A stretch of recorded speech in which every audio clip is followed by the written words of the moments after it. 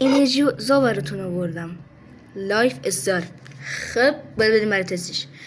لایف استار اومده با طعم بلوبری بچه ها. بریم تستش کنیم. بچه اگه دوست دارید انرژی زاهای مختلف و اینجوری بساتون بیارم و تست کنم تو کامنت ها بهم بگید و ویدیو رو لایک کنید. برو بریم ببینیم. چقدر خوشگله، رنگش آبیه.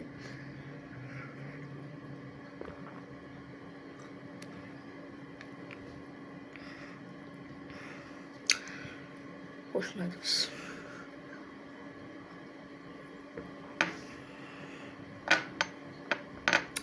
ببین خیلی بد نیست که بگیم خیلی خوبم نیست که بگیم وای چقدر خوشمزه است، ولی در کل خوبه، خوشمزه است. 6.5 از 10 بهش میدم.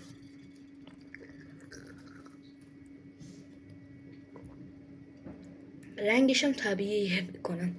نه نمیدونم رنگش طبیعیه یا چی، ولی باحاله. یه ذره دیگه بریزم.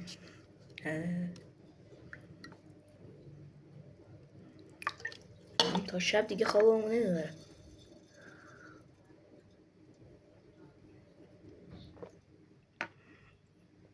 شیش از 10. پیشنهاد میکنم بخرید، باحال بود. خدافظ.